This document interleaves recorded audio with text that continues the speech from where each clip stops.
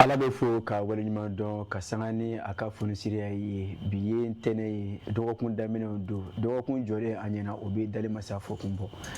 bawo dɔgɔkun tɛmɛnen an ni dɔw y'a laban dɔgɔkun kura ma jɔ olu ɲɛna an wulila bi k'an jɔ an sen fila ka fiɲɛ maa mahalikɔri dɔn anw nun na an tɛgɛ tɛ maa bolo ka an sɛnsɛn o bɛ ala fo kun bɔ ka sanga ni o kɛwale ye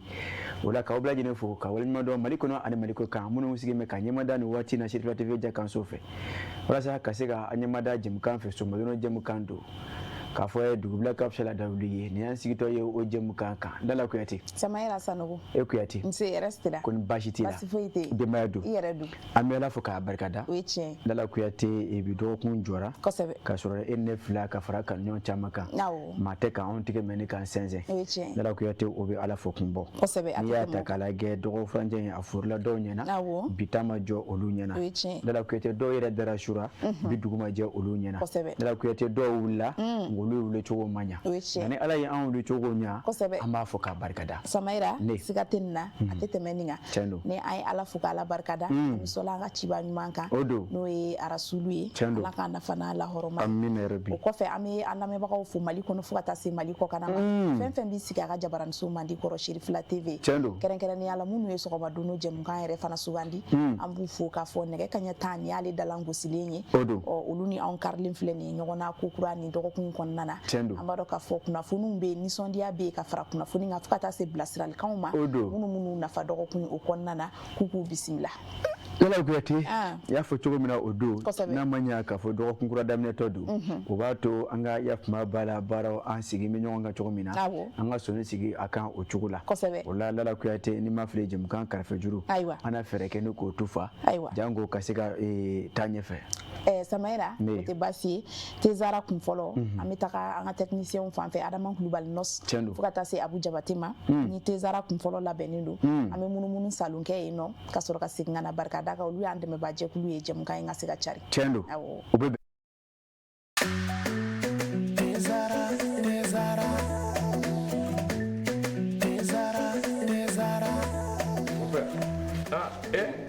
Amona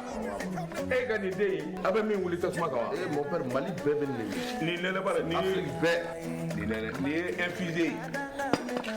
ka ji kalaya k'a kɛ te kan o nɛnɛ tiɲɛ la mon père nin ka nin tɛ jumɛn ani n b'o gundo d'i ma te zara mon père an bɛɛ bɛ ko kelen na sa dɛ nin y'a kumaba ye e ye fana nin dɔn kuna wa surprise i ye nin dɔn wa a bi yan a mangani sisan kɔni i ye teko ja te zara tew ka te de ye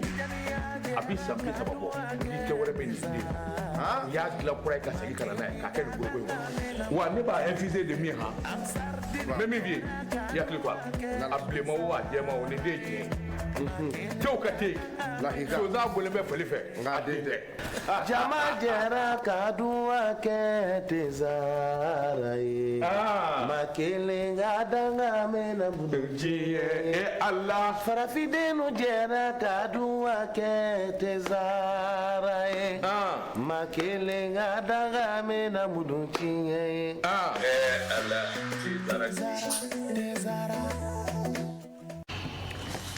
Dala Kuyate oui Samayira nin kun ye yafuma b'a la dɛmɛbaa jɛkulu kosɛbɛ n'a ma ɲa k'a fɔ sɛmɛcogo ɲuman o de bɛ sanfɛ yiri o tigɛ ja b'o ja Dala kosɛbɛ Kuyate yafuma b'a la i ɲɔgɔnna gungo duru la tɛ a dɔw la n tɔɔrɔ fila o b'a la ka dugumala duguma dɛ. sɔrɔ o la dɛmɛbaa jɛkulu Kosɛbɛ. an b'o fɔ k'o waleɲuman A dɔn ka kan. Dala Kuyate ka sanga ni o ka magɛnya ani o ka dɛmɛ ye o ye tiɲɛ Dala Kuyate o b'a to hali bi jɛmukan an bɛ taa n'a an ye ka sigi ka na ni ka an sɔnni da ka kokura kosɛbɛ bawo maaw sigi bɛ nin waati na limanaw k'o ɲɛ da Sirifila TV kosɛbɛ Awɔ. ni ka o kulo kɛ busigi kosɛbɛ Awɔ. Samayira Ne. ka sanga ni lahalayaw ye jamana kɔnɔ hali bi an y'a kanu ka se ka min ye an ka seko ni dɔnko tigilama olu ka nɔbilaw ye o sonsori dɔɔni Tiɲɛ yanni don. wagati ni cɛ Tiɲɛ don. nka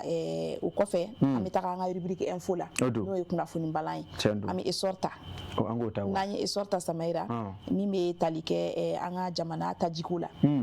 ka fɔ ko tajiw kɔni citerne 800 bɔ ɲɔgɔn k'o kɔni don naani k'i kun da Bamakɔ k'an dɔgɔ furancɛ tɛmɛnen na alhamdulillah Awɔ. a fɔ tare don Awɔ. n'o tɛ Dala Kuyate an bɛ min fɔ ye dɔgɔkun bɛ foro waati min na a dɔw la maaw kuma la ka kamanega minɛ ni k'a ta bawo n'i ye a ta k'a lajɛ o waati Lala Kuyate bɛ min fɔ i yɛrɛ n ɲininka n ye sansi san cogo la ka bɔ hakili ma n yɛrɛ fana ye n ka moto ta ka aran dɔɔni jɔ dɛ ne ma aran jɔ a kun tɛ ka sɔrɔ ne station 2 kɛ m'a sɔrɔ sabanan an yɛrɛ y'an jɔ aran na ye a kun tɛ ka sɔrɔ ne y'a sɔrɔ cogo min na o ka boisson an bɛ boisson san 50 min na kɛ an bɛ boisson san bouteille na 50 ko 100 ne y'o san o den 3 de san ka kɛ n kun o kun ye 100 o den 3 100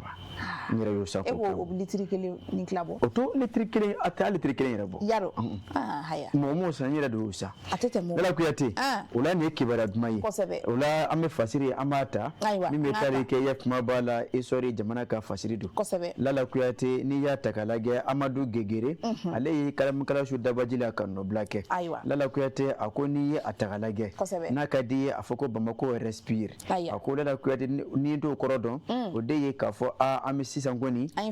ye fiɲɛ kura samani k'a bila a ko bawo n'i ye a ta k'a lajɛ Lala Kuyate ni tile 2 ne n'a fɔ n y'a fɔ ye cogo min na dɔgɔkun bɛ foro cogo min na Lala Kuyate o waati maa caman kun b'a la ka kamanega minɛ ta ni k'a da ka sababuya kɛ taji ko o gɛlɛya ye Lala Kuyate a ko nka Lala Kuyate n'a ma ɲɛ k'a fɔ jamana ɲɛmaaw bɛ o se la Lala Kuyate ka sanga ni jamana yɛrɛ lahala ye o bɛna a ta jamana kɔnɔdenw ka taji sɔrɔli o hami bɛ jamana ɲɛmaaw la Lala Kuyate o de kɛra sababu min bɛ tali kɛ citerne 800 bɔ ɲɔgɔn ko Lala Kuyate o ye min dɔ ka don faso Mali kɔnɔ Lala Kuyate min kɛra ka bɛn ni jumadon o tɛmɛnen ye Lala Kuyate a ko n'i ye a ta k'a lajɛ Lala Kuyate nin kɛwale in kɔni a sera ka danganamaya ka sanga ni Mali jamana ɲɛmaaw olu ka wulikajɔw ye Lala Kuyate ma dama ka sanga ni lakana tigilamɔgɔw an ka cɛfini tabaw Lala Kuyate wolomasiri tabaw olu ka sanfɛ dɔdɔdɔli ani duguma dɔdɔdɔli ye Lala Kuyate o min kɛra sababu ni ka se ka taji durumobili ninnu sɛnsɛn ka don faso Mali kɔnɔ a ko n'i ye a ta k'a lajɛ Lala Kuyate maa kɔni bɛ se ka fɔ nin ye kibaruya duman ye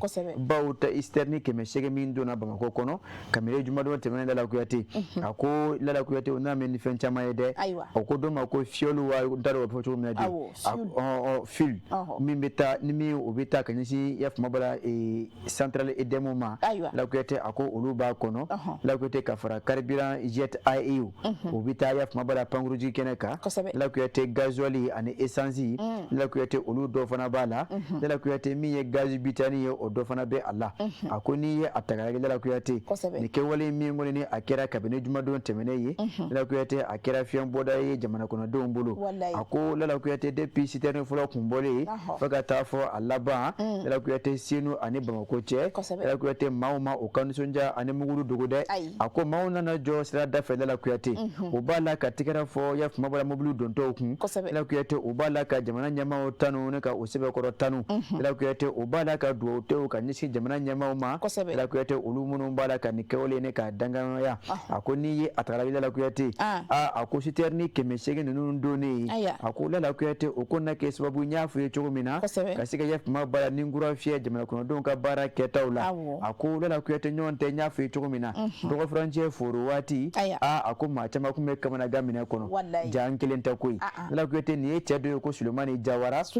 Lala Kuyate ale y'a jira k'a fɔ ko Lala Kuyate nin essence min filɛ ka do ta a ko nin kɔni Lala Kuyate ko ni hɛrɛ tɛ fila ye a ko nin kɔni nin ye hɛrɛ kelen ye ko wa nin bɛ min yira ko o de ye jamana ɲɛmaaw ka cɛsiri Lala Kuyate ani o ka wulikajɔw ye walasa ka se ka jamana a fantan bɛɛ lajɛlen nati taji la janko maninfinw ma ko ɲɛ taji Lala Kuyate o ka se ka sɔrɔ o fɛ a ko n'i ye a ta k'a lajɛ Lala Kuyate a ko Senu ani Bamako cɛ a ko Lala Kuyate a kɛra nisɔndiya ye a ko citerne nalen min bɛ tali kɛ DGCC maaw la ka fara Babilosininakaw kan Lala Kuyate olu kɔni b'a la ka to ka ko in tɔ ne b'a la ka a sira tigɛ walasa tajiw ka se ka o taa yɔrɔ sɔrɔ jamana kɔnɔdenw ka se ka tajiw sɔrɔ ka kɛ u ka mobiliw kɔnɔ ani motow kɔnɔ Lala Kuyate madama an minnu ta ye jakartaniw ye an ka se ka dɔ sɔrɔ ka k'an kun ni ka taa an makoɲɛciw ɲɛnabɔ Lala Kuyate fasiri filɛ Amadu Gegere Lala Kuyate ale de ye kamikasu dabaji la ka nɔbila kɛ Lala Kuyate ayiwa Samaira y'a fɔ cogo min na nin ye kunnafoni duman ye basa taji ko jamana in kɔnɔ a bɛ niveau min na bɛɛ b'a dɔn n'a fɔra ko tajiw donna u b'an nisɔndiya k'an hakiliw sigi Ala ka dɔ fara nin kan o la an bɛ indépendance ta Samaira n'an y'o ta an bɛ taa Mauritanie ani Mali dancɛw la ko opération conjointe des femmes et Africa Corps n'o ye an ka jamana finitigiw ani Russie jamana ka kɛlɛbolo fara min bɛ n'o ye Africa Corps ye olu k'a bolo di ɲɔgɔn ma kɔnɔ u sera ka dankari Banbanci tigilama 150 de la Mali ani Mauritanie o dancɛw la Lala Kuyate kɛwale a kɛra ka ka bɛn ni mɛkalo o tile gale ye kɔrɔ koyi n'a ka di ye a fɔ jumadon o to o ye wa Lala Kuyate a ko n'i ye a ta ka lajɛ jɛ ka baara dɔ i n'a fɔ i y'a fɔ cogo min na min bɛ tali kɛ i y'a fama b'a la baarakɛɲɔgɔnya ye Lala Kuyate min kɛra an ka cɛfini tabaw ani Irisi jamana o ka kɛlɛkɛbolo min bɛ anw fɛ yan n'an ko ma ko Afrika kɔri Lala Kuyate olu ka jɛ ka baara o de kɛra kabini jumadon mɛkalo tile gale tɛmɛnen ye Lala Kuyate a ko n'i ye a ta ka lajɛ mana min na Lala Kuyate o ko ni ɲɛ sura i y'a fama b'a la kɛlɛkɛ nyama de le terroriste a bɛ fɔ bamanankan na jarawilla kulu karamɔgɔ musa fɔ ma ɲuman na jarawilla kulu Lala Kuyate jarawilla kulu min fɔ ye o maa 200 bɔɲɔgɔnko Lala Kuyate maramafɛn cɛjugu bɛ o kanw na Lala Kuyate o bɛ moto 150 sanfɛ minnu bɛɛ lajɛlen Lala Kuyate ni o b'a la ka nɔfɛtugu o ka pick-up dɔw fɛ Lala Kuyate o b'a la ka olu dɔ a ko Lala Kuyate min fɔ ye olu masiri tabaw ka sanga ni o ka wulikajɔ n'o ka baara ɲɛdɔn ye ka fara Afrika kɔri maaw ka Lala Kuyate a yera k'a fɔ jarawilla kulu ninnu o kun bɔtɔ don Mauritanie jamana kɔnɔ k'o kun da faso Mali kan ka dancɛw sago ka don faso Mali kɔnɔ Lala Kuyate a ko min fɔ ye n'a ma ɲa k'a fɔ n bɛ deli ka nin yɔrɔnin fɔ ye sen ni sa n'a bɛ dugu ma a dɔw la a fɔ man di ɲɔgɔn kɔ a ko Lala Kuyate o de kɛra sababu wolomasiri tabaw ni Afrika kɔriw Lala Kuyate dɔw bɛ sanfɛ dɔw bɛ dugu ma dɔw yɛrɛ gulon bɛ sanu dugu cɛ Lala Kuyate o ko ni o susuru ta ne ka ɲɛsin ɲɛ fama bila jarawilla kulu ninnu ma tumana min na o yɛrɛ kun hakilila tigɛlen don k'a fɔ o b'a la ka dancɛw sago ka don faso Mali kɔnɔ Lala Kuyate an ka kɛlɛkɛcɛw ye tasuma suuru o kan ni o ku bɛ taa fan fɛ o b'a sɔrɔ an ka maa dɔw bɛ yen n y'a fɔ ye cogo min dɔw bɛ sanfɛ dɔw bɛ dugu ma dɔw yɛrɛ bɛ ɲɛfɛ dɔw bɛ kɔfɛ dɔw gulon bɛ sanu dugu cɛ Lala Kuyate a kɛra sababu o yɔrɔ la ka se ka jarawilla kulu maa 150 bɔɲɔgɔnko k'olu daji Lala Kuyate ni ka olu kɛ lahara dugulon ye ka sanga ni bɔnɔ banfula talen ne ka cɔngɔ olu kunna Lala Kuyate a ko n'i ye a ta ka lajɛ motoba min ni o kun bɛ o sanfɛ o motoba 70 bɔɲɔgɔnko Lala Kuyate an ye olu taara ka bɔ o la ani o ka pick-up 4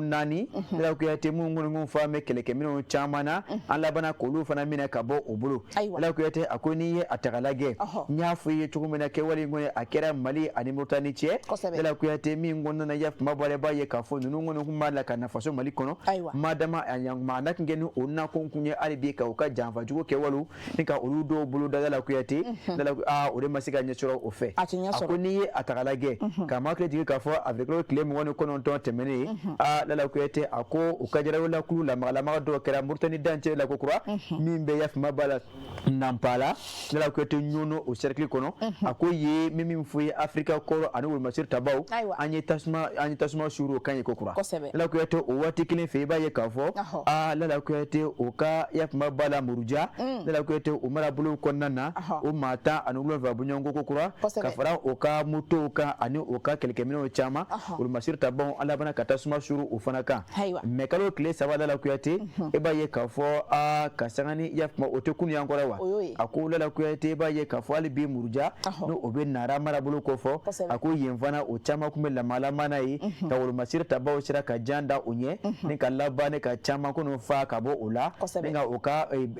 moto caman tiɲɛ ani kɛlɛkɛminɛnw minnu bɛ o bolo fasiri filɛ Lala Kuyate an ye min salo ka bɔ yafama b'a la ɲama dɛ indépendant kɔnɔ Samayira a kɛra bunteli ye dɔgɔ furancɛ in kɔnɔ an y'o bunte yadɔ n bɛ min fɔ ye madala n'a tɔ bɛ yen cogo maa kan ka maa ɲininka k'a fɔ o bɛ bugun cogo di ɲɔgɔn tɛ an ye fagali min da o kan Lala Kuyate k'a daminɛ depuis waati jan nka ni tile 2 in ta Lala Kuyate bolofa bɛ o kan an b'a la k'o bunte sanu dugu cɛ nka o bɛna tɛ Lala Kuyate a bɛ n'a fɔ o bɛ ka bugu nka ni olu ma sɛgɛn anw tɛ sɛgɛn Lala Kuyate n bɛ min fɔ ye an kɔni an na o si tunu ni k'o bɛɛ bugu ni k'o ban janko bɛn ni keleya ka sabati an ka jamana kɔnɔna na o ye tiɲɛ o la an bɛ to indépendant kɔnɔ Samayira ko bingani wale min taara jarawilla kuluw fɛ ka ɲɛsin an ka jamana ma avril tile 25 tɛmɛnen o sɛgɛsɛgɛliw hukumu kɔnɔna na ko tɛgɛ dara finitigila ka 4 kan o kɔfɛ ko u dɛmɛbaa dɔw ni o dɔw bɛ tali kɛ Dr Umar Mariko la fo ka taa se maa wɛrɛw ma ko olu fana ɲinini bolo dalen don ka ɲɛsin olu ma ni waati na Lala Kuyate y'a fɔ cogo min na fasiri an ka a walawala ka ɲa Lala Kuyate a bɛ min kɔnɔ o de ye indépendant ye n'a ka di ye a fɔ kana bila Lala Kuyate ka sɛgɛnna u ka bi bɔli ye min bɔra ka bɛn ni yafama b'a la ɲama mɛkalo tile 4 tɛ de san 2026 mɔgɔ min ye a fasiri ka sɛgɛnni kalamukala sulu ye dabaji la o de ye Dawuda Sangare ye Lala Kuyate ni maa min kɛra indépendant sanba ye bi o ka page 4 na Lala Kuyate a fasiri a bɛ o de kan a ko i y'a fɔ cogo min na Lala Kuyate min bɛ tali kɛ an ka faso Mali la nin waati laban in na Lala Kuyate jɛlawolakulu ka janfan ci kɛwale min taara ka ɲɛsin faso Mali ma Lala Kuyate madama ka bɛn ni avikɔrɔ tile 25 tɛmɛnen ye Lala Kuyate a ma dogo maa la bawo a kɛwalew a kun bolo damɛ o fɛ ka ɲɛsin jamana fan caman mɔ Lala Kuyate o dokumu kɔnɔna na a ko nin kɛra sababu k'anw bila sɛngɛboda ani kinikini na Lala Kuyate o dokumu kɔnɔna na o jamana ɲɛmaaw bɛ o se la lakana sabatili o baara o bɛ se ka yakuba cogo min na o Lala Kuyate ka bɛn ni mɛkalo tile gale san 2026 tɛmɛnen ye min bɛ tali kɛ procureur de la République près le tribunal militaire de Bamako Lala Kuyate o kɔni o ye laseli kɛ laseli min kɔnɔna na Lala Kuyate o y'a yira k'a fɔ e n'a fɔ i y'a fɔ cogo min na k'a fɔ Lala Kuyate maa dɔw kɔni b'a la ka ye janfa in kɔni nɔ ma minnu farala jɛlawolakulu ninnu kan Lala Kuyate ni o Mali jamana kɔnɔdenw don Lala Kuyate walasa ka se ka janfa kɛwale ne ka a bila sen kan Lala Kuyate a ko n'i ye a taga lajɛ o kɛwale kɔnɔna na i b'a ye k'a fɔ ka sanga ni yakuma b'a la bataki ye Lala Kuyate o b'a la k'a fɔ ko ɲinini baaraw bɛ sen na maa dama a kɛra maa namana sumalo ye civiliw Lala Kuyate walima wolomasiri taba walasa minnu ni olu sen kɔni yera ni janfa in kɛwale la min kɛra sababu ni ka se ka yakuma b'a la Mali jamana sigi sagamɔda la Lala Kuyate ka se ka olu ma ye diɲɛ fan fɛn ne ka tigɛ da o kan Lala Kuyate olu kuma kɔnɔna na o ɲinini o bɛ sen na parquet militaire Lala Kuyate a yira k'a fɔ Lala Kuyate a ko maa dɔw kɔni yakuma b'a la i y'a fɔ cogo min na a ko siga kɛmɛ olu la k'a fɔ o nɔ bɛ ye nin kɛwale in na Lala Kuyate nazarakan na a filɛ dɛ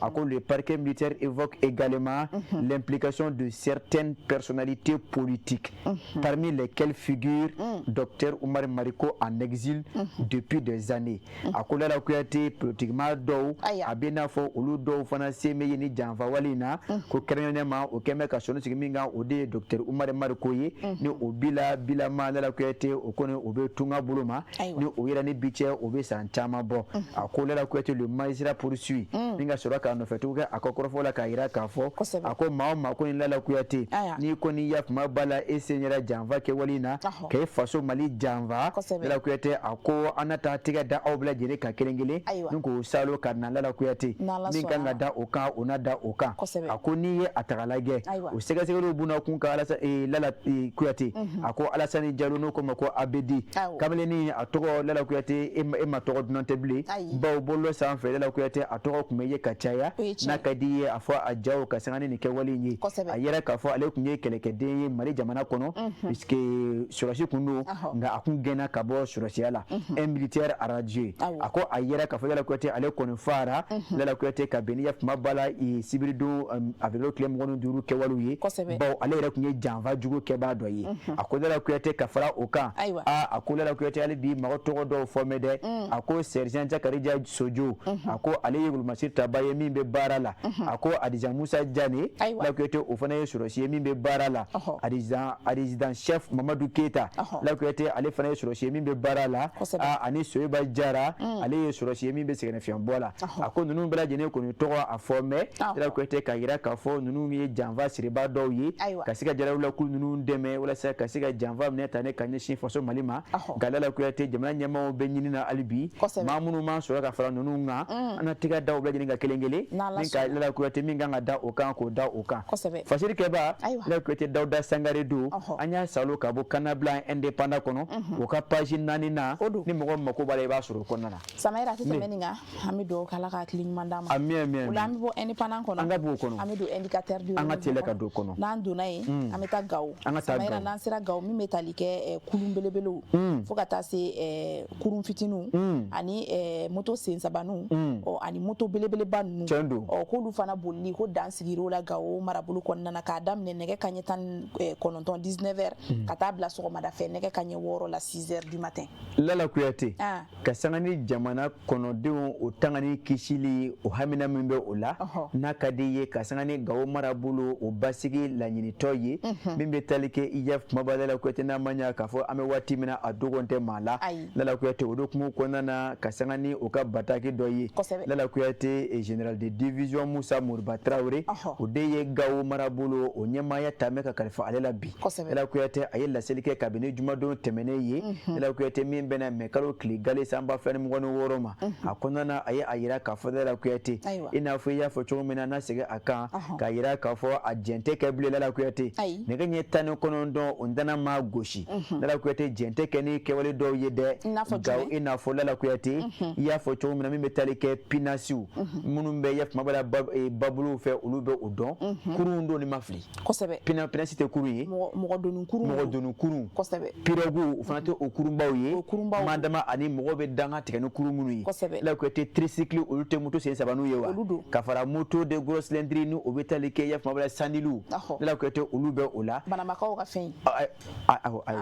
ne ma tɔgɔ fɔ dɛ ayi ma kuma jugu fɔ ko banamakaw ka fɛn ko cylindre ko sawli ayiwa sandili ayiwa baasi tɛ o b'i sɔrɔ yan Lala Kuyate a ko n'i ye a taga lajɛ a ko nɛgɛ ɲɛ 19 dana ma gosi jɛn tɛ kɛ bilen Lala Kuyate gawo ani a lamini na ninnu kelen-kelenna ka ye bilen kɛnɛma k'a fɔ k'i b'a la k'i pɛtɛ wa o kan ka Lala Kuyate o sen kuru ka nɛgɛ ɲɛ 6 waati 6 heures du matin a ko n'i ye a taga lajɛ Lala Kuyate dangɔni kɔni kɛmɛna ka di a kɔnbɛ ka daminɛ nɛgɛ ɲɛ 19 ka taa bila 6 heures du matin na Lala Kuyate ka daminɛ mɛkalo tile gale ka taa bila a tile 30 sanba 26 la Lala Kuyate min bɛ tali kɛ pirogu ni o ye kurun ye pinasiw bɛ o la motobaw bɛ o la n y'a fɔ cogo min na sandiliw ani Lala Kuyate ani o ɲɔgɔn caman ko jɛn tɛ kɛ ni o ye bilen o ka ye Lala Kuyate gawo ani a marabolo kɔnɔ k'a fɔ ko o b'a la k'o pɛtɛ a ko hakilina kun ye min ye o de ye Lala Kuyate ka se ka dɔ fara lakana tigilamɔgɔw ka baara kɛta kan o bolo Lala Kuyate o hukumu kɔnɔna na jɛn kɛ ni maa minnu yelen ye o de ye wolomasiri tabaw ani lakana sabatibaw ye Lala Kuyate jɛn kɛmɛ ni olu de yelen ye nin heure kofɔli in na bolifɛn ninnu kɔnɔna na a ko n'i ye a taga Lala Kuyate jamana gouverneur min bɛ yafama b'a la gawo marabolo kɔnɔ a kɛn bɛ k'a ɲini jamana kɔnɔdenw fɛ o k'a faamu ni hakilina ɲuman ye a ko Lala Kuyate baw n'i ye a taga lajɛ a ko sɛba tɛ fɛnjugu ye ka kɛ a den kɔrɔ dɛ a ko olu ka laɲini ye min ye o ye ka se ka marabolo denw k'o ni o bolokolonfɛnw taga ni k'o kisi a ko heure min filɛ k'a fɔ o ka o heure in bila a ko o heure kɔnɔ jamana wolomasiri tabaw olu na tɛmɛ ni o ka baaraw ye a ko Lala Kuyate nka o waati kelen na a ɲini bɛ sɔrɔ bosonganaw fɛ opérateur économique maa minnu se ma kɛ min ye tajiko buna kun kan ka se k'o ta k'o di EDM ma gawo marabolo kɔnɔ ko o ka di o ma maa dama o ka se ka dɛmɛ ta ka ɲɛsin marabolo maaw ma ji ani kuran na Lala Kuyate a ko n'i ye a taga lajɛ o wolola gawo gouverneur a ye foli kɛrɛnkɛrɛnnen ta ka ɲɛsin CICR maaw ma olu minnu bɛ o se ani o damayira la jiko ani dɛmɛ na ka ɲɛsin ɲɛfama b'a la EDM ma Lala Kuyate jango ka se ka ji ani kuran sabati gawo marabolo kɔnɔna na fasiri filɛ nin ye an ka salo ka bɔ nouvelle indicateur du nouveau o kɔnɔ ka sanga n'o ka bibɔli Samayira ka to indicateur kɔnɔ hali bi an ka to kɔnɔ an bɛ taa min na ko ka sanga ni jamana lakana lahalayaw ye min bɛ tali kɛ école maître olu ka lapasali jɛkulu ni o ye synergie des syndicats de l'éducation ye u ko k'u ye u kun ye baarabila min boloda k'u ye a bɔ a ma fɔlɔ Lala Kuyate ka sanga ni IEF ma b'a la o ka bataki dɔ ye an da sera ma yɔrɔ na k'a yira k'a fɔ Lala Kuyate kalankaramɔgɔ o ka lafasalikulu dɔw bɛ yen Lala Kuyate olu kɔnɔkun kɛn bɛ k'a yira k'a fɔ baarabila o kɛn bɛ k'aw boloda a ko o baarabila o ɲamari préavis bɛ fɔ cogo bamanankan na dɛ u kun kɔnna ka gafe bila kɛ Lala Kuyate k'a fɔ k'u bɛna taa baarabila la kɛ préavis o kun ye lasɔmɔ ni gafe bila o kun kɛra ka bɛn ni IEF ma b'a la Lala Kuyate avril kalo tile 21 ye k'a yira k'a fɔ mai kalo tile 13 ka taa bila tile 15 la a ko olu na baara bila kɛ a ko Lala Kuyate nka ka sanga ni jamana yɛrɛ lahala ye jamana kɔnɔden ɲuman bɛɛ lajɛlen Lala Kuyate nin waati in na i b'a kanu ka jamana ɲɛmaaw dɛmɛ o ka baara la Lala Kuyate e seko ani e damayira la o don kun kɔnɔ Lala Kuyate kalankaramɔgɔ ninnu ka lafasalikulu ko nin ye bataki dɔ kɛ k'a yira k'a fɔ Lala Kuyate olu kɔni bɛ fɔlɔ ni ka miiri ani tasi kɛ ka ɲɛsin maa minnu ni tora avril tile 25 kɛwale in na min kɛra jarawulakulu fɛ ka ɲɛsin faso Mali ma a ko Lala Kuyate o bɛ laban ka dugawu kɛ ka ɲɛsin maa minnu ni tora a la a ko Lala Kuyate n'i ye a taga lajɛ o don kun kɔnɔna na ko o bɛ o ka tɔndenw bɛɛ lajɛlen ladɔnniya k'a fɔ Lala Kuyate hakili jagabɔw caman tɛmɛnen kɔfɛ ne ma ɲɛ k'a fɔ an bɛ sangabɔya nin waati in na bawo min bɛ tali kɛ général d'armée ala ma hinɛ Sajo Kamara Lala Kuyate ale kɔni ani tora ka sɛgɛn ni jarawulakulu ninnu ka janfanciw ye Lala Kuyate o y'a yira k'a fɔ général d'armée Sajo Kamara ala ma hinɛ la ko o kun ye école karamɔgɔw teri ye a ko Lala Kuyate o kun kɔnɔna na k'olu kɔni ye u ka baara bila o gafe ne k'a sɔsori k'a bɔ a ma aw y'a bɔ a ma a dit que ko u y'o bɔ a ma Lala Kuyate ka sanga ni jamana yɛrɛ o lahala ye a ko nka Lala Kuyate n'i ye a ta k'a lajɛ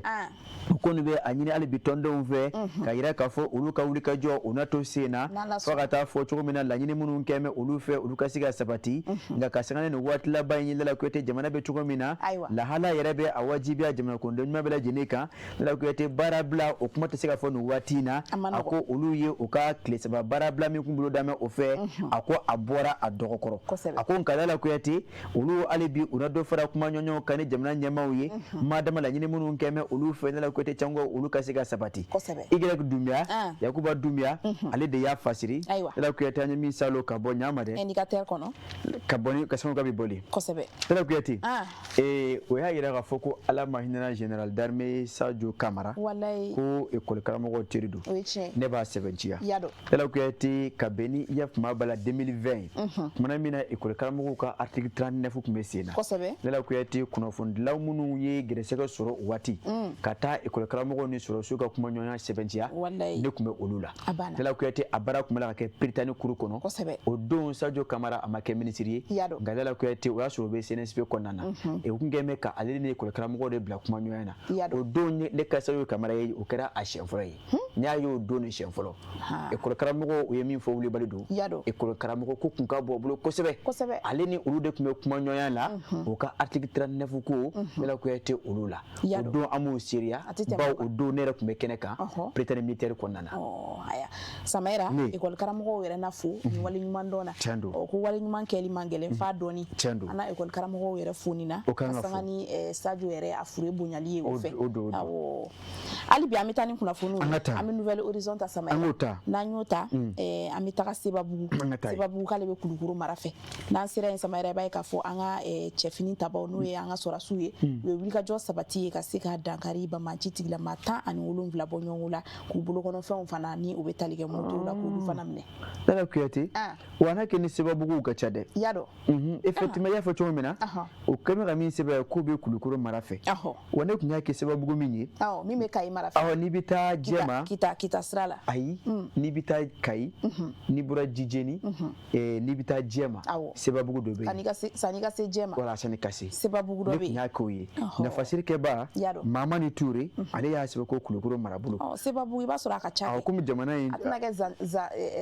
Zanbugu ta Zanbugu fana ka ca o b'o cogo la Lala Kuyate fasiri an y'a ta a ko ni a taga lajɛ an ka don fasiri kɔnɔ Mamani Ture a ye yafuma b'a la karamakala su dabaji la ka nɔbila kɛ a ko Lala Kuyate ka sanga ni o ka jamana tagani ani a kisili baaraw ye Lala Kuyate a ko wolomasiri tabaw Lala Kuyate o kɔni bɛ min fɔ ye npogo kɔnɔɲɛ 14 a ko an y'o don juguw fɛ dɛ a ko Lala Kuyate o don hukumu kɔnɔna na min bɛ tali kɛ yafuma b'a la kunnafoniyaw la ka bɔ wolomasiri tabaw dɔw yɔrɔ a ye mɛn k'a fɔ Lala Kuyate jarawulakulu dɔw olu kun bɛ lamaga la yafuma b'a la yɔrɔ kɔfɔli in na min bɛ tali kɛ Sebabugu la a ko Lala Kuyate gale a n'a bɛ n'a fɔ taayɔrɔ kun tunun bɛ o la walima u b'a la ka fara ɲɔgɔn kan Lala Kuyate ka se ka u ka fɛɛrɛ kuraw ni k'olu sigi sen kan a ko Lala Kuyate wolomasiri tabaw an ma o tandi o ma dɛ ka sanga ni yafuma b'a la teliya min kɛra wolomasiri tabaw fɛ ani Lala Kuyate a dɔw la baara ɲɛdɔn min yɛrɛ wolomasiri tabaw la ani kɛlɛkɛminɛ min bɛ an ka wolomasiri tabaw bolo bi Lala Kuyate a ko o kɛra sababu ka se ka bali juguw la i ɲɛ b'a la bamananw b'a fɔ nin cogo la ko so min bɛ maa bi a dɔ la i t'a tulo ye Lala Kuyate o de kɛra sababu wolomasiri tabaw Lala Kuyate o ka baara ɲɛdɔn kɛra sababu o ka se ka balina kɛ jugu ninnu na kumana min na o b'a la k'o ka janfa jugu ninnu ka o bila sen kan a ko Lala Kuyate an ye su o kan ani an ka o bunteli daminɛ a ko si ma kɔrɔsiya ye a ko Lala Kuyate o nɔngɔnni fɛ an ye o maa 17 an ye olu da sisi la Lala Kuyate motoba minnu ni o tun bɛ olu sanfɛ Lala Kuyate an ye olu caman tasuma wuli olu caman na Lala Kuyate ni ka laban ka caman minɛ o la o jarawulakulu kuma kelen minnu sera ka boli Lala Kuyate olu kɔni olu ta kɛra sentigɛ ani kolaba ye bawo bolomafɛn ma sɔrɔ o bolo bilen an ye u ka bolomafɛn ninnu bɛɛ lajɛlen minɛ o la a ko ka fara u ka kɛlɛkɛminɛ dɔw kan Lala Kuyate min kun bɛ o bolo ni u kun b'a la ka janfa jugu ni k'a labɛn ni o ye i b'a ye k'a fɔ wolomasiri tabaw ka susuli kɛra sababu ni ka o caman ni k'o filenkolonci ni k'o da kolonci a ko Lala Kuyate n'i ye a ta ka lajɛ a ko Lala Kuyate nin kɛwale in kɔni maa kɔni bɛ se ka a sɛbɛntiya k'a fɔ wolomasiri tabaw nin waati in na an tɛ kulonkɛ dɔn a ko Lala Kuyate fɛn kelen de bɛ anw ye o de ye ka se ka jugu jugu fa ka ban janko Mali jamana bɛɛ ni basi ka sigi a kɔnɔ a ko Lala Kuyate ni waati na maa o maa nana k'i b'i jɔ ani an ka jamana lakanani ɲɛ a ko Lala Kuyate a dɔw la an b'i bila ka taa lahara a ko hokumu kɔnɔna na ulumasiri tabaw ni ŋuni ni nkura fiyɛlen anw na ko kura Lala Kuyate ni waati na dore fila bɛ wuli ka jɔw kan an tɛ sɛgɛn si dɔn kuma tɛ sira ma a ko Lala Kuyate ka segin ni jamana ɲɛmaaw kɛ mɛ ka kɛlɛkɛminɛw minnu ta ka di ulumasiri tabaw ma a ko Lala Kuyate a ko ni dan ye an ɲɛ ka su juguw kan an ka o ni diɲɛ fara ɲɔgɔn a ko si tɛ kɔlɔsiya ye Mamani Ture ale de y'a fasiri ka bɔ Ɲama dɛ ka bɔ Nouvelle Horizon kɔnɔna na Samayira ali bi an bɛ to Nouvelle Horizon kɔnɔ an bɛ taa Jafarabi Samayira ka sanga ni Bamanci tigilamaw kɛ bɛ ka daga jugu min minɛ Jafarabikaw da la bi waati jan bɔ ni o bɛ tɛnɛnkun ale cercle kɔnɔna na dugulamaw kɔni y'a yira k'a fɔ olu ser'u dan na digi da in dɛnɛ ye olu yɛrɛ n'a laɲini sa ka bɔ dugu in yɛrɛ la Allah kibaru Lala Kuyate a ko a ka ca kalo 10 ye i y'a fɔ cogo min na Jafarabe a daw sɔgɔmɛ Jafarabakadenw da la a ko maa tɛ bɔ maa tɛ don a ko kalo 10 ani kɔ olu bɛ o la a ko Jafarabe maa min t'a dɔn Lala Kuyate a bɛ tɛnɛnkun cercle fɛ Lala Kuyate Moti marabolo kɔnɔna na a ko n'i ye a tagalen Lala Kuyate o de kɛra sababu i y'a fɔ cogo min na Jafarabakaw Lala Kuyate o kɔni ka bɔ ni ka o kulu ko tugu ka welekan da ni ka ɲɛsin jamana ɲɛmaaw ma a ko Lala Kuyate i y'a fɔ cogo min na a ko n'i ye a taga lajɛ olu ka bɛn ni sibiridon tɛmɛnen ye mais kalo tile 2 sanba 2026 a ko Jafarabekaw Lala Kuyate o bɔra kokɔrɔ tugu dɛ ka wele da wele min ye hinɛ wele ye wele min ye makari wele ye wele min ye kɔngɔ wele ye wele min gɔnna Lala Kuyate o b'a la ka damakasi kan kɛ ka ɲɛsin jamana ɲɛmaaw ma walasa o ka se ka olu dɛmɛ janko o ka dɔnni sɔrɔ ka bila daw kɔnɔ a ko Lala Kuyate bi nɔngɔnkuru ani dawa a ko Jafarabe ni o cɛ o b'a la ka fama a ko Lala Kuyate denmisɛnnin mabakɔrɔ a ko madama musolakaw a ko Lala Kuyate ni a ta ka lajɛ dore b'a la ka fara u ka degun u ka gɛlɛyaw kan a ko nin kɔni ye maa dɔ ye Lala Kuyate ni o de ye Musa Komuta ye a ko ale y'a yira k'a fɔ ale ye yafuma b'a la Jafarabe o maire ka nɔnɔ bila ye a ko nin yɔrɔ in na ale bɛ bɔ ne k'a yira k'a fɔ i y'a fɔ cogo min na ko digi o dan o tɛ dɛnɛ ye wa a ko Lala Kuyate o ni ko ni sisan fɛn fila de bɛ olu bolo Jafarabe a ko soit on nous apporte des denrées alimentaires dans quelques jours soit les autorités compétentes trouvent une solution en ouvrant les ex afin que les gens puissent quitter Jafarabe a ko fɛn fila don Lala Kuyate ni waati laban in na wele min bɛ da olu ye a ko wele fila don a ko fɔlɔ a ko Lala Kuyate jamana ɲɛmaaw ka dala dumuni caman salo ka taa di Jafarabekaw ma ni tile fila in na bɛɛ olu ka se ka o sɔrɔ k'o dun walima Lala Kuyate jamana ɲɛmaaw ka fɛɛrɛ kɛ ka daw yɛlɛ janko Jafarabekaw ka se ka bɔ ka taa Lala Kuyate fan wɛrɛw fɛ a ko n'i ye a taga lajɛ Lala Kuyate o wele kan kelen i b'a ye k'a fɔ o de kɛra ka ɲɛsin yafuma b'a la maa caman ma o y'a yira k'a fɔ ko ji tɛ Jafarabe a ko il n'y a pas d'eau il n'y a pas de denrées alimentaires ou de médicaments pour nos soins a ko ji tɛ yen dumuni tɛ yen a ko hali ni maa bana bi a ko furaki ala ma taa fura a ko Lala Kuyate o tɛ Jafarabe dɛ a ko personne ne peut se mouvoir au-delà d'un kilomètre pour faire la pêche l'agriculture ou l'élevage sans être attaqué a ko ka bɔ ka kilomètre kelen ɲɔgɔn kɛ Jafarabe dugu kɔfɛ k'i bɛ taa mɔnna walima sɛnɛ walima k'i bɛ taa fɛn wɛrɛ kɛ Lala Kuyate a ko e ni jugu a ɲɛw bɛ da ɲɔgɔn kan a ko toutes les activités sont à l'arrêt a ko bi baara t'a la ka kɛ Jafarabekaw fɛ yen Lala Kuyate o ni bi cɛ o ye kalo 10 ani kɔ ye a ko nin yɔrɔ in na Lala Kuyate a ko c'est fini pour Jafarabe tout le monde envisage de quitter la zone a ko bɛɛ lajɛlen kɔni b'a la ka fɛɛrɛ dɔ kɛ bi cogo min na ka se ka bɔ Jafarabe dugu kɔnɔ madama ka se ka taa kunsɔrɔ sɔrɔ fan dɔ fɛ fasirikɛbaa n'o ye Dɛma Kɔnte Lala Kuyate a ye a yira k'a fɔ n'i ye a ta k'a lajɛ a ko ka sanga ni hali bi Jafarabekaw denw caman ye a ko les gens sont à bout et la situation reste toujours critique beaucoup de familles n'arrivent plus à manger 3 fois par jour les gens ont alors donné quelques jours aux autorités afin de leur fournir en denrées alimentaires a ko ka daga sigi ko saba kɛ bilen Jafarabe a ko maa caman o b'a la ka fama a ko o la wele kun datɔ don Lala Kuyate ka ɲɛsin jamana ɲɛmaaw ma cogo min na o bɛ se ka dɛmɛ ta ka ɲɛsin Jafarabekaw ma a ko Lala Kuyate madama fɛn saba bɛ yen o ka fɛɛrɛ kɛ o la a ko miniji ɲuman a ko dala dumuni ani furaw Lala Kuyate a ko n'i ye a taga lajɛ olu ka o tun bɛ bɔ ji de fɛ par voie fluviale walasa ka taa dumuni ɲini ka na ko Lala Kuyate bi o sira in a bɛ n'a fɔ o fana tigɛlen don a ko Jafarabe ko ni tɔn bɛ bi olu bɛ Alama kɔnɔ na Dɛma Kɔnte ale de y'a fasiri an y'a salo ka bɔ Nouvelle Horizon o kɔnɔna na Samayira an bɛ dugawu kɛ farabikaw ye ala k'an n'u dɛmɛ nka n'ala sɔnna n b'a jigiya k'a fɔ fɛɛrɛ jɔnjɔn min na sɔrɔ an ka jamana ɲɛmaaw fɛ yaasa jafarabikaw kana se ka bɔ u ka dugu la Lala Kuyate n y'a jigiya k'a fɔ jamana ɲɛmaaw ni o kulo donna ni bataki in na kosɛbɛ n b'a jigiya k'a fɔ tile 2 in bɛɛ min bɛ tali kɛdala dumuni na ani furaw ɲumanw ani ji Lala Kuyate a bɛ se jafarabi o siga tɛ ne la bi bawo jamana ɲɛmaaw kalenkan don jamana kɔnɔden si tɛ to a ka sɛgɛn na Lala Kuyate madama k'olu kɔni to yen o kungo kɔnɔ Lala Kuyate o se ni o damayira ye an b'a jigiya k'a fɔ o na taa ni ka ɲɛsin jafarabɛkaw ma cogo min na u ka se ka bɔ ni degun ani gɛlɛya kɔnɔ ɲɔgɔn tɛ Lala Kuyate an bɛɛ ka sigi sigiyɔrɔ la o tɛ min bɛ n tigɛ so da la dɛ min bɛ dugumɛnɛ so da la Lala Kuyate n'a fɔra ko fɛn tɛ kɔnɔ Lala Kuyate jigiya tɛ yen a dɔw la a ka gɛlɛn o la an bɛ wele da jamana ɲɛmaaw ye an y'a jigiya k'a fɔ o bɛ o se la nka o na Lala Kuyate jafarabɛ ta yen o na o filɛ y'a faamu ka sɔnni kelen sigi o la donni an nataw la o na balo sɔrɔ Lala Kuyate ka bɔ fasiri kɔnɔ an bɛ sɔrɔ Bamako ta n'an y'o ta ɲinan iji san 2026 ta ko min bɛ tali kɛ pankuru Egypte Air maaw la ko olu bɛ fɛ ka hijitaden 400 ba naani k'olu bɛ fɛ k'olu bila dusukasi la dɛ Lala Kuyate si kɔnna fɔ kuma tɛ da waati ye o ɲɔgɔn tɛ kɛlɛ selen soforokun na Moriba Yasa o don tɛ fɛn ɲɛ o la a ko Egyptɛri maa ninnu kɔni an m'a faamu a ko n'i ye a taga lajɛ i y'a fɔ cogo min na ka sanganiya kuma b'a la laseli dɔ ye i b'a ye k'a fɔ min bɛ tali kɛ Egyptɛri maaw la o ye a yira k'a fɔ Lala Kuyate a ko olu kun kan ka na Egypten minnu donni ka bɔ faso Mali kɔnɔ ka taa maga a ko olu ye o baara in u ye o ɲɔngiri a ko olu ka nali a bɛ bɔ a ma a ko n'i ye a taga Lala Kuyate o kɔni kɛn bɛ ka ya kuma b'a la kun jɔnjɔn minnu kɔni fɔ nin kɛwale in na a ko Lala Kuyate a dɔw ye k'a fɔ ko bɛn ma se ka sabati olu ni maaw ni ɲɔgɔn cɛ olu ni maa minnu kun kan ka jɛ ka baara kɛ maa dama Lala Kuyate ka saga ni kɛwale dɔw ye a ko o kɛwale kun fɔlɔ o de ye Lala Kuyate min bɛ kɛ avion kɔnɔ n'o ko ma ko kérosène Lala Kuyate a ko a bɛ n'a fɔ dɔ fara min o sɔngɔ kan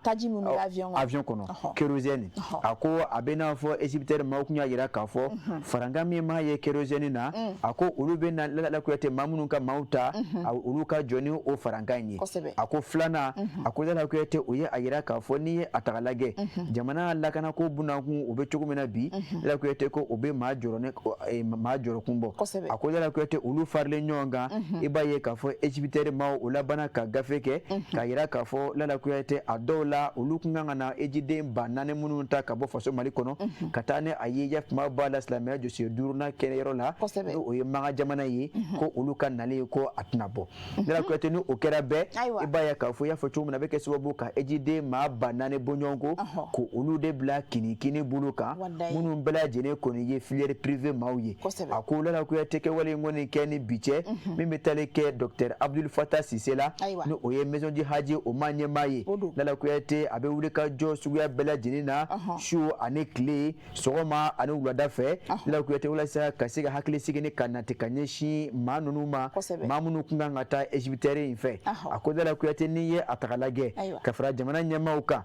Lala Kuyate Abdul Fattah Sise y'a yira k'a fɔ jamana ɲɛmaaw bɛ wuli ka jɔ nin waati laban in na cogo min na Lala Kuyate ka se ka fɛɛrɛ jɔnjɔn sɔrɔ teliya la walasa ka se ka maa 4,000 ninnu ni ka fɛɛrɛ kɛ ka se ka o lase o ka eji kɛyɔrɔ la a ko a bɛ ɲini bɛɛ lajɛlen fɛ nin waati in na bɛɛ lajɛlen kɔni ka hakili sigi a ko Lala Kuyate n'i ye a taga lajɛ a ko kɛwale in kɔni kelen ani a furakɛli o tɛ se ka kɛ yɔrɔnin kelen ye a ko nka o k'a dɔn k'a fɔ jamana ɲɛmaaw hakili bɛ bɛɛ lajɛlen na wa jamana ɲɛmaaw bɛ o se la jamana ɲɛmaaw b'a la ka fɛɛrɛ kuraw olu nɔfɛ taama kɛ minnu bɛ se ka kɛ sababu teliya la ka se ka fura sɔrɔ nin kɛwale in na cogo min na maa 4,000 minnu kan ka se ka taa ka bɔ filière privée la ka taa eji baaraw kɛ maga jamana kɔnɔ Lala Kuyate ka se ka olu donni ka taa ko ɲɔgɔn tɛ Egyptɛri ka nin kuma in kɔni fɔtɔ nin Lala Kuyate nin tɛ a fɔ waati ye n y'a fɔ ye cogo min na si kɔngɔna o fɔ kuma ma ka kɛ da waati Lala Kuyate Maimuna Dunbiya ale de ye fasiri kɛ an y'a salo ka bɔ Suwɛri Bamako kɔnɔ ka sanga n'u ka bi bɔli ye Samayɛra an b'i fo k'i barikada fasiriw sɛbɛkɔrɔ walawala la tɛmɛnin kan an b'a jigiya k'a fɔ kanubagaw ni sanga in kɔrɔ u bɛ jabaranin kɔrɔ u ye faamuya sɔrɔ bi kunnafoni ko a taa sira la o siratigɛ la sa sɛgɛnna fiɲɛbɔ n'ale bɛ kɔmɔ suruku kan di an yɛrɛ fana na taa an kan di a kosɛbɛ o bɛ bɛn an bɛ taa tezara kun 2nan na ka sɔrɔ ka segin ka na o bɛ bɛn Tezara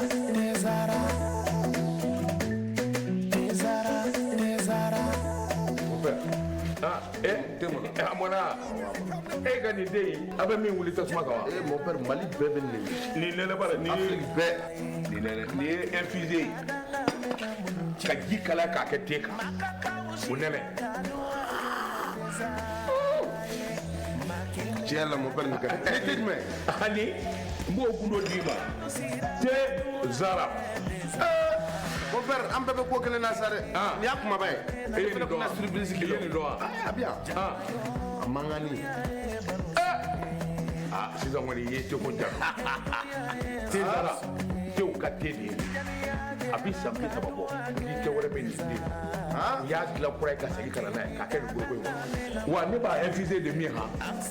mɛ min bɛ yen i hakili to a la a bilenma o a jɛma o ni den ye tiɲɛ tew ka te sonsan bɔlen bɛ fali fɛ nka den tɛ jama jɛra ka duwa kɛ tezara ye ma kelen ka danga mɛna diɲɛ e ala farafindenu jɛra ka duwa kɛ tezara ye ma kelen ka danga mɛna mudun tiɲɛ ye ala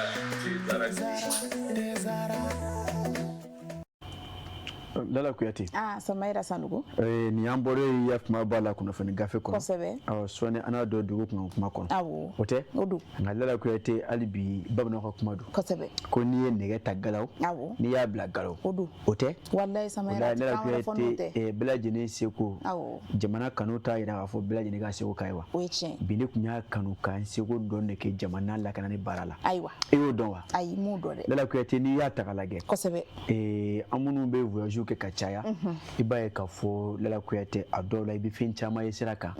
Donc i b'a ye olu bɛ se ka kɛ majɛnw ye. Kosɛbɛ. Lala Kuyate ka sanga ni jamana lakana sabatili baaraw ye. An kɔni peut-être a bɛ se ka kɛ anw ta bɛ se ka kɛ contribution ye. I y'a dɔn. Bawo n'i y'a ta k'a lajɛ Lala Kuyate. N'i bɔra Bamakɔ.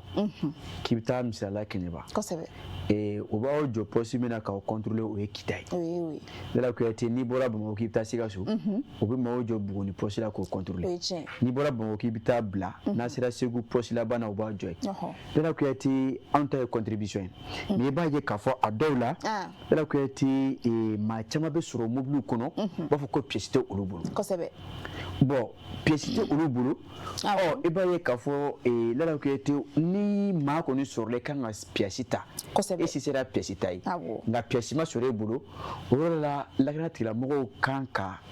intéressé e la kosɛbɛ. Kosɛbɛ. O tɛ tiɲɛ. O ye tiɲɛ. E kɛra malien ye e ma kɛ malien ye o tɛ tiɲɛ ye. Kosɛbɛ. Karisa a tun b'e bolo wa a taara a t'e bolo de. Awɔ. E yɛrɛ ma deli k'a ta wa. N'o kɛra o kan ka kɛ sababu olu fana ka ɲininkali dɔw ta ka ɲɛsin e ma. Kosɛbɛ. Ka sɛgɛsɛgɛli kɛ e yɛrɛ la kosɛbɛ. I yɛrɛ ka lahalaya kan kɔni. E bɛ bɔ min. Awɔ. E bɛ taa fan jumɛn fɛ. Kosɛbɛ. E bɛ mun baara kɛ. O tɛ Lala Kuyate. O ye don. N'a ye k'a fɔ a ka ca la fɛ nin yɔrɔ ninnu na Lala Kuyate ni a yɛrɛ k'a fɔ ko pièce tɛ min bolo ka ban o tigi yɛrɛ bɛ jɛn ni tɔrɔmɔɲɔ sarali de ye. Kosɛbɛ. Lakana tigilamɔgɔw ye walasa ka se ka tɛmɛ.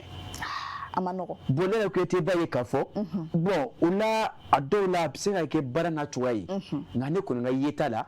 ni yen lakana tigilamɔgɔ minnu bɛ nin yɔrɔ kɔfɛla ninnu na ni mɔgɔ kɔni bɛ don madama bɛ waati min na bi Mali kɔnɔ Lala Kuyate mɔgɔ man ka bɔ fan wɛrɛ fɛ ka don Bamakɔ ko pièce t'a bolo donc o ka tɛmɛ ten ka don ten ka sɔrɔ sɛgɛsɛgɛli ma kɛ mais anw minnu ka yeta kɔni na Lala Kuyate maa m'a fɔ anw ye anw ka yeta la i b'a ye k'a fɔ ninnu ɲɔgɔnnaw na ni mɔgɔw bɛ don a bɛ kɛ carreau kɔnɔ u bɛ na fɔ ko a ka pièces di caman i bɛ caman ye k'a fɔ ko pièce t'olu bolo olu bɛ jigin dɔrɔn u bɛ taa wari dɔ sara wari min sarala yɔrɔ pièce dilan wari de don wa walima wari min sarala o b'a ye o bɛ yamaruya ka don de wa bon mais ne kɔni fɛ wari sarali ko tɛ mais o ka sɛgɛsɛgɛli boli o tigilamɔgɔw kan mɔgɔ yɛrɛ kan fɔlɔ e ye jɔn ye a ka lahalayaw la e bɛ taa min e bɛ bɔ min e ka minɛnw bɛ min minɛn sugu jumɛn b'e bolo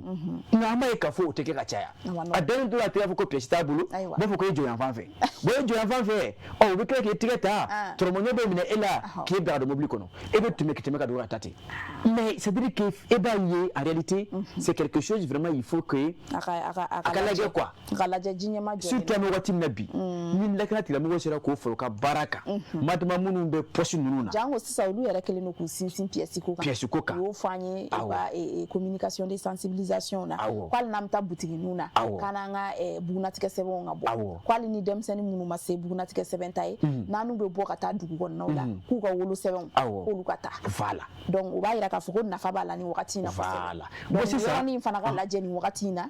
a nafa ka bon kosɛbɛ e filɛ ka min fɔ donc o bɛɛ y'o fɛn kelen wa a bɛ ne ka kuma sɛbɛntiya aw ko k'ale ko peste mɔgɔ min na ko ka n'u ka wolo sɛbɛn mais i b'a ye k'a fɔ cogo di mɔgɔ ka se ka bɔ dugu ni dugu jamana ni jamana pièce t'a la o tuma wolo sɛbɛn fana t'a la ne yɛrɛ ko ten o ka tɛmɛ ten ka don jamana dɔ kɔnɔ ten walima ka tɛmɛ ka bɔ ka taa marabolo dɔ kɔnɔ ten ne yɛrɛ ko ten o tigi man ka dan wari sarali dɔrɔn ma o man ka dan o dɔrɔn ma dɛ sɛgɛsɛgɛli kan ka kɛ o tigi yɛrɛ la a ka baara kɛta minɛn minnu b'a bolo a bɔra min a bɛ taa min a bɛ taa yɔrɔ jumɛn a bɛ taa mun baara kɛ yen ne yɛrɛ ko ten n'o kɛra a dɔw la i b'a k'a fɔ an kɔni ka jate la o ye ne ka contribution ye n'a kɛra a bɛ dɔ fara lakana sabatili kan o tɛ tiɲɛ ye ne yɛrɛ ko ten ɲɔgɔn dan kɔni bɛ voyager ka caya surtout anw ye kunnafoni ɲininaw ye i bɛ voyager vraiment e yɛrɛ bɛ lahala dɔ kɔni ye ne yɛrɛ ko ten nka n'i k'i b'a fɔ ko bɛɛ n'a ka baara don anw da ye kunnafonidi ye u b'a fɔ ko k'olu tɛ lakana sabatili ye i tɛ fɛn ɲɛ dɔn i tɛ fɛn ɲɛ dɔn la nka ne yɛrɛ ko ten maa kɔni kan na n bɛ min f'u ye kulo e kan'o dɔn ka bɔrɔ falen i b'o dɔn a maa kɔni yelen pièce t'a la k'a fɔ ko n ye lakana sabatibaw tɛ dɛ i kan ka tigi ɲininka de e bɔra min e bɛ taa min e bɛ mun baara kɛ e ka minɛnw bɛ min o tɛ tiɲɛ ye o tɛ ko n ka baara lakana sabatiba ye o bɛɛ lajɛlen kan ka se k'o kɛ o la ala k'a kɛ ɲuman d'an ma ne yɛrɛ ko ten u b'a to an ka tɛmɛ ni jamukan ye n b'a fɛ ka fara kan yɔrɔnin de fɔ ne yɛrɛ ko ten madama ni o ye ne ka contribution ye sumada in na il s'agit que bi lakana sabatili baara la parce que an ka poste ninnu na mɔgɔw bɛ don mɔgɔw bɛ bɔ a dan ye dɔrɔn k'a fɔ ko pièce t'a bolo pièce t'a bolo wari dɔ bɛ yen o bɛ sara dɔrɔn a tigi bɛ tɛmɛ donc vraiment a man ka dan o ma quoi fɛɛrɛ kan ka ɲini a la ne yɛrɛ ko ten o la an ka don jamukan kɔnɔ an ka don Samayira an bɛ taa sisan nɔ rubrique judiciaire la an bɛ to ka kuma ni kuma sanga ni wagati min bɛ tali kɛ an ka jamana sariyaw baaraw lawaleya cogow ye yasa jamana kɔnɔdenw fana ka ɲɛ sɔrɔ u ka faamuyali sɔrɔ u ka jamana sariya a taasiko la bi an bɛna kuma min kan o de ye vente aux enchères publiques ye vente aux enchères publiques an b'a mɛn mais baara bɛ kɛ cogo di baara sugu mun don an ka jɛ an ka Basina Suntura surtout douane au niveau de la douane douaniers ta niveau awɔ Basina Suntura ale n'a ka maa welele u da sera a yɔrɔ ma an y'a ye k'a fɔ a nafa ka bon jamana kɔnɔdenw ma o de kama an y'a ta an k'an b'a jatɛmɛ an ka jɛmukan kɔnɔ yasa an ka kanubagaw fana ka faamuya sɔrɔ a la an b'o ɲɛmada ka segin ka na o bɛ bɛn minɛn minɛlen ka se k'a feere i da sera a tɛmɛsiraw ma ka dɔ ɲɛfɔ an ɲɛna la mais laɲini jumɛn bɛ ko in yɛrɛ kɔfɛ n'o wari a ko bɛ kɛ cogo di alors minɛn ninnu yarɔ n y'a f'i ye ni minɛnw nana douane kɔnɔ u tɛna toli kama o n'i taara minɛn ta ka na kɔfɛ i nana n'a ye jamana kɔnɔ i nana n'a ye ka mako kama mais jamana fana ta ye min ye i b'o de sara pour que i bɛ taa n'a ye i ta yɔrɔ la donc minɛn ninnu mana feere a bɛ taa jamana ka kɛsu de kɔnɔ parce que minɛnw bɛ yen ma droit sara donc ni minɛn ma droit sara n'a feerela fɛngɛ fɔlɔ-fɔlɔ ye min ye o ye ka wari ladon jamana ka kɛsu kɔnɔ kosɛbɛ filanan ye mun ye anw yɛrɛ fana i bɛ taa sɔrɔ waati dɔw la an ka bureau n'an ka cour kɔnɔnaw u falen don minɛnw na donc a bɛ kɛ sababu ye dɔ bɛ bɔ o minɛnw na an bɛ kɛnɛ sɔrɔ a bɛ se ka kɛ sababu ye fana maa minnu n'u mago bɛ minɛnw na wantɛrɛ sira la ni min nana n'i ka bɔta cayara i fana b'i ɲɛnaminɛ sɔrɔ i bɛ taga n'a ye donc nin kun la an bɛ fɛɛrɛ kɛ a diyara n ye ɲɛkɔrɔlen dɛ ne yɛrɛ kun jɔrɔla ɲininkali caman bolo n dalen b'a la k'a fɔ an bɛ sɔrɔ ka caman kɛ ɲininkali ninnu na sani an ka wuli ka bɔ kɛnɛ kan mais n'i ye nin bɛɛ lajɛlen fɔ i b'a sɔrɔ tigi bɛ kow la c'est pourquoi maa caman bɛ bi u ka jan kɔnɔna na u ka fɛɛrɛ dalen ninnu kɔnɔna na maa ŋana jugutigiw an bɛ se k'a fɔ ten alors ka pereperelatigɛ di an ma bi jɔn bɛ a yamaruya feere in ka se ka kɛ n'o ye wɛntɛrɛ feere ye vente aux enchères publiques a yamaruya bɛ bɔ jɔn yɔrɔ autorité jumɛn yɔrɔ wɛntɛrɛ feere bɛ bɔ dɔnniw yɛrɛ de yɔrɔ ne ye chef de bureau ye ne de bilalen don ka baara kɛ minɛnw bɛ na ne de ka bolo kan ne de bɛ n ka bureau cogoya dɔn ne de b'a dɔn minɛn minnu nana n'u ye waati min kɛ u bɛ yen nɔ mɔgɔ ma na minɛnw nɔfɛ ou bien ne ka baarakɛlaw n ka brigade u ye opération dɔ kɛ u ye minɛn dɔw sɔrɔ maaw bolo minnu tun b'a fɛ ka janfa kɛ u nana n'a ye donc ni ne y'o minɛnw sɔrɔ sariya y'a fɔ cogo min na ko n ka taa n'o sira ye n'o siraw batoli nin ne de bɛ se ka a yamaruya k'a fɔ nin minɛn minnu filɛ nin waati kɔnɔ n bɛ ninnu feere o bɛ ne de ka bolo kan mais feere ninnu ni an bɛ saisi minnu kɛ a bɛ kɛ douane ɲɛmɔgɔba de tɔgɔ la parce que ale tɛ se ka se yɔrɔ bɛɛ la n'an bɛ baara kɛ an bɛ baara kɛ ale de tɔgɔ la donc maa min ni e ye bureau tigi ye an b'a fɔ o ma ko chef de bureau donc e de bɛ se ka yamaruya ta k'a fɔ ni minɛn minnu bɛ ne fɛ yen nɔ an bɛ ninnu bila wantɛrɛ la. Nala kuyate. Samaira. Ni munya ani duani chadonyi. Kosebe. Ale bi ka to lakana ko buna kunga. Awo. Nala kuyate ko inkeme ka minda ma okambi. Amechama fola de. Yado. Awo. Nambro posu la medo bamako. Baye ka fo obi patrouke. Obi mo ni o mobile me. Ba fo ko pièce. Nala kuyate ni mobile pièce dra dron. Adoro ba fo ko ta. Ni fana bulu o kan ga mi fara oka. Madama me wati na sisa. Ni ye mo ka pièce mine. Kosebe. N'a bɛ moto la sufɛ i bɛ heure dɔ la minɛn min sirilen b'a kɔfɛ i kan ka o fana lajɛ saki min b'a bolo mun b'a kɔnɔ o bɛ lajɛ mobili min ni a tigi b'a la o kɔfɛ fana kan ka f'u ye o kosɛbɛ an kana kɛ dɔrɔn pièce jira ka tɛmɛ da la Samara o yɔrɔ la n bɛ kuma n'i bɛ ka bɔ dugu kɔnɔ ka na 3e pont fɛ walima n'i bɛ ka bɔ yan fan fɛ k'i bɛ ba tigɛ ni 22h sera lakanabaa minnu bɛ jɔ yen olu kɔni b'a kɛ n'i bɛ yɛlɛ pont sanfɛ 3e pont 3e pont pont sabanan n'i bɛ yɛlɛ o sanfɛ walima n'i bɛ ka bɔ ba kɔfɛ k'i bɛna yɛlɛ a kɔni kɛra i tatɔ wa i natɔ wa o kɔni lakanabaa minnu bɛ yen k'a daminɛ sufɛ nɛgɛ kanɲɛ 22 la 22h olu bɛ fuyi kɛ u bɛ mobili ninnu f'u ye u bɛ mobiliw f'u ye o dɔ kɛra an yɛrɛ jɔlen ɲɛna o don ani moto wa awɔ an yɛrɛ bɔra mobili kɔnɔ u y'a f'u ye ani moto ni saki bɛ moto tigi bolo i ka saki bɛ dayɛlɛ i bɛ jigin i ka moto shell kɔrɔ ta k'a lajɛ hali kɔfɛ mɔgɔ a fana ka saki bɛ dayɛlɛ o mobili tigi fana i ka bɔta ganw bɛ dayɛlɛ i ka kɔfuru fana bɛ dayɛlɛ 22h waati 22h k'a daminɛ o la fo ka taa se dugu tila ma n yɛrɛ kɔni ɲɛ seriyara o kan 3e pont o lakanabaaw fɛ bon Nala Kuyate ne kan bɛ o de ma an b'olu fo o la a kan ka kɛ ten de kosɛbɛ e filɛ ka min fɔ dɛ o yɔrɔ nin tɛ kelen k'o seriya wa ni min kɛra o bɛ fɔ Nala Kuyate wa a kan ka kɛ ten de bon o la a ka gɛlɛ hali ni mɔgɔ ye fɛn dɔ dogo Nala Kuyate donc ko aw m'a ye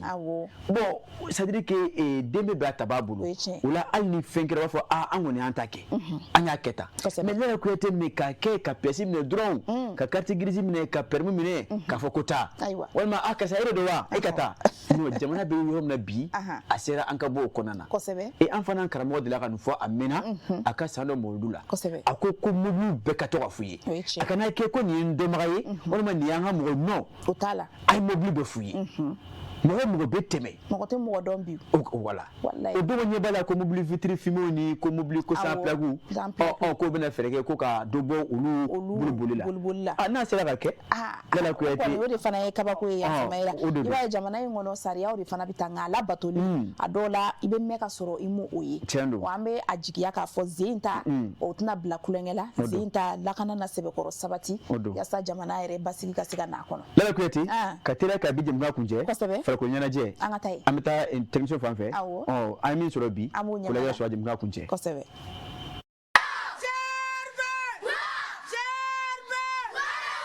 ka daminɛ san 2014 fo ka na se bi ma ni nisɔndiya in de bɛ senu Bamako sigida 6nan kɔnɔna na dolantan kɛnɛ min bɛ yen n'an b'a fɔ a ma municipal terrain tɔn bɛ degeli baara kɛ yen nɔ n'o association des jeunes rois du ballon ASJRB. parce que denmisɛnninw vraiment ballon nege kun b'u la bon vraiment n'u ye carré kɔnɔ vraiment j'étais ambitieux k'u fara ɲɔgɔn kan pour que u bɛ se ka fɛn dɔ kɛ senu yɛrɛ ye donc an ye projet entamé an ye denmisɛnninw fara ɲɔgɔn kan carré kɔnɔ donc an n'u jɛra ka baara kɛ ɲɔgɔn fɛ 2014 à nos jours ne kelen de baara daminɛ donc vraiment u bɛ to ka na u bɛ entraînement kɛ don o don wula fɛ jusqu'à ce que jama na caya ka caya donc an ye se k'a kɛ club ye ka an ka démarches kɛ administrative kɛ ne ye récépissé ani affiliation bon ala barika la salon an ye affiliation sɔrɔ donc an y'a fili la communauté fɛ. ASJRB ale ye tɔn ye tɔn mun ni biro b'a la wa waleɲuman dɔ de don tɔgɔko fanfɛla la ka lase min ye coach Brésil ale ma. bon comme ni kanuto Calaban 2003-2004 donc me digile karango do bolo no Côte Brésil Gerbe do aller Gerbe créé vraiment à santan ko ke man va fo sur club là de chorba hina dina na vraiment vrai dire dans la kay la menacé j'ai sollicité que ka bon ka to boya da chorba kan grâce à ma 2021 ka boya da ka kashira ajira moralement avancé à fin ça fin quoi wa ga wali man don vraiment ka kuma ka encouragement ni refa dolantana kemen bidru ani ko olibe digili ke munu clairon do bakurba fly follow munu me formation na nulu ba sara fon fayena ko golda kadini afra ne douala ne otese petun kondile balu na ne sira bela ne entraîneur ne formera ne tono bela jale na ya boldra ba comme la minya mali o tawna ko fa je mali ni sara ku tamata di mali ne na ne bolonta ne taso wa kadine masan fana ne ga bolonta an jeru te son war bon ne warim fora auto bowa suna entraîneur be barala yare wa kalo sarate sara normal la fa ga mali egu fe ne ba ga na fo Ronaldo me fe duna na taw la ga mali récupération na ga contrat nyana mo soro ga mali récupération ka war ba soro an sumo go dem demsonu ce vraiment ya fa chomna a bara manoga demsonu do te l'amelike do tlo jalendo bon e be fa fo do yore nyana o chake o ma anya ma koro ye donc amu u bere pour que se ka adapter la chomna alhamdulillah progrès be ka sorala demsonu ga catégorie nuna fen chamambe amba kukun ambe ga nimisi wasa sorala don flana ka damne 100 ans en durula kayele entraîneur caman bɛ yan nɔ entraîneur duuru de bɛ yan bon an duuru bɛɛ n'an ka baara planifielen don donc ne yɛrɛ ne ni coach Bagayogo D3 ani minimum ani KD donc an occupé len don la donc tɔw ye centre su ye mais ni olu ka entraînement tɛ an kɔni bɛ ɲɔgɔn sɔrɔ terrain na ka baara kɛ ɲɔgɔn fɛ parce que an ka baara ye baara collectif de individuellement parce que mɔgɔ kelen se ka mɔgɔ former ne segal ne ka baara ka ca dɔɔni parce que sur le plan administratif ne ka bolibolo ka ca n'o ye gère ka papier ko licence ko a bolibolo ko transfert ko maintenant de ka baara kɔsɔ parce que bɛɛ ni ka baara domaine don quoi bon ne mɛnna kɔnɔ dɔɔni o fɛn dɔw bɛ yen bon n b'o guider la o tɛ n ka fɛn dɔ ye dɛ mais c'est juste que k'u dɛmɛ k'u épauler quoi. Salu o affilié la fédération na district 6 ale kɔnɔna na o kɛra sababu ye district 6 kad'u ka dolantan na olu kɛra ɲɛmaa ye. Salu force ba kɛra collectif ye an jɛra ka kɛ ɲɔgɔn fɛ komi an siɲɛ fɔlɔ don an si tun ma deli ka chapeauroute ta ɲɔgɔn fɛ o y'an dɛmɛ kosɛbɛ yɛrɛ an jɛra ka kɛ ɲɔgɔn fɛ yɛrɛ solidarité dala sɔrɔba an ma se ka se yɔrɔ bila Salu a bɛna baara bɛɛ sigi sen kan pour que sa wɛrɛ an ka se ka tɛmɛ yira ka di a b'o mɛn ten an ka kɛ champion la toujours détour la a bɛna dɔ fara baara kan yɛrɛ de an ma se ka se yɔrɔ min na dɔrɔn f'an ka se yen de. an nisɔndiyalen parce que san fɔlɔ la moyen de U17 commune 6 kɔnɔ an kɛra champion ye an ye match 14 de kɛ an y'a bɛɛ gagné fo kelen kɛra match nul ye an taara D3 la an ka denmisɛnnin bɛɛ 16-17 ans mɔgɔkɔrɔba foyi t'u la vraiment an kɔni ye championnat joué an kɛra 8e plutôt an kɛra 8e ye vraiment an yɛrɛ bolo an succès kɛ parce que i san fɔlɔ denmisɛnninw ma gere fɔlɔ donc an taara espérance sɔrɔ bon ɲinan an kɔni laɲini belebeleba ye min ye an takun kɔni championnat ɲinan ala ma passe kɛ. SGRB ale ɲɛmaaw kelen bɛ ka wulikajɔ bɛɛ sigi sen kan mun ye minɛnko la alasa baara bɛ se ka kɛ ka ɲɛ cogo min na o bolo dayɛlɛlen don o ni académie wɛrɛw bɛ se ka baara kɛ cogo min na. bon en vrai di partenaire ko an ye ko caman y'an sollicité an caman bolo nɔ bila sɛbɛn la bon an kɔni ka seere b'a évoluer académie dɔw la pour le moment mais comme an kan ka jɛ ka bɔ ka kuma pour que an bɛ se ka partenariat ɲɛnama sigi cogo min na sinon équipe caman ye bolo bila an nɔfɛ k'an ka jɛ an ka baara kɛ ɲɔgɔn fɛ bon an ma équipe si gɛn en vrai dire ne fɛ mɔgɔ caman dɛmɛ en vrai dire parce que senu yan n bɛ se k'a fɔ hali ka dan supporter mɔgɔ bɛ bɔ jaa ye bɔ cogo min na ka terrain fa ko gerbe ko de ka d'u ye o ye dɛmɛ dɔ ye dɔw bɛ dɛmɛ hakilina caman ye vraiment n b'u fo k'u waleɲuman dɔn ala ka kanu to ba ɲɛnama ko mɔgɔ kelen tɛ se ko la quoi. n bɛ dugawu kɛ ala ka sankɔrɔta nɔgɔya association sportive des jeunes wura du ballon ka bɔ Bamako sigida 6nan na Senu.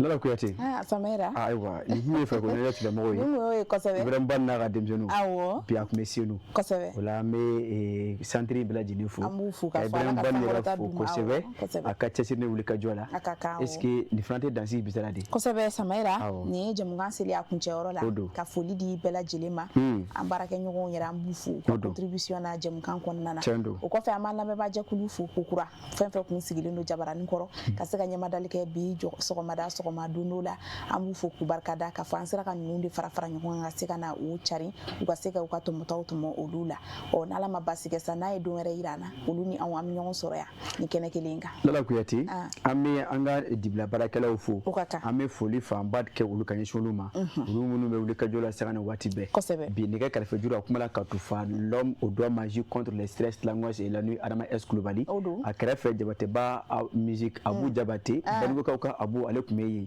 Fan dɔ in fɛ Siyaka Kulubali tun bɛ yen. Ka ɲɛmaaya so fo Elhadji Usumani Sogore ka na bila faya fama ba la baarakɛla kelen-kelen na bɛɛ lajɛlen na o tɔgɔ ani o jamu na. An ka sababu ɲuman an tɛ ɲinɛ a kɔ. An fana an karamɔgɔ a Seyidu Serifu Usumani Hayidara. An bɛ dugawu kɛ ka dugawu ɲini a fɛ. Ala ka laban ɲuman di an n'a bɛɛ lajɛlen ma. Ala ka sijan ni kɛnɛya d'an ma. Ala ka bɛɛ lajɛlen fo Mali kɔnɔ ani Mali kɔ kan. Kanuba cɛman ni musoman denmisɛnnin ni mabakɔrɔ. Ka fɔ waati sɛbɛn kɔrɔ mais bɛɛ lajɛlen ka foli sɔrɔ nin kɔnɔna na. Sigi bɛ kɛ jɛmukan in ka bi ni su janfara. Sini 10h 11h ne ni e an bɛ ɲɔgɔn sɔrɔ yan. Ala ma basi kɛ. O la an b'a fɔ Ala ka tile hɛrɛ d'an ma. Ala ka dɔgɔkun fori hɛrɛ la. Ala k'a mɛn. Amina yarabi. Ne ye Désara de ye ka kɛnɛya ani lafiya sabati bɛɛ lajɛlen farikolo la. A ka di kojugu. Ni ne bi yan gɛrɛn baro bɛ ɲaga wa bɛɛ lajɛlen ɲɛda bɛ walawala n'u ye ne min kaban dɔrɔn bɛɛ lajɛlen bɛ nisɔndiya ne ko jɔn de star yɛrɛ. Mais aw ka kuma ka ca sa ne de ye star ye ne ka di wa n bɛ dumuniw timiya.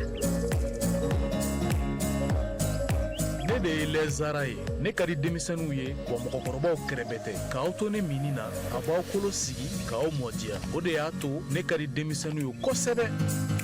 Aw yɛrɛ fɛ jumɛn de ka di ani jumɛn de bɛ n'an cɛɲa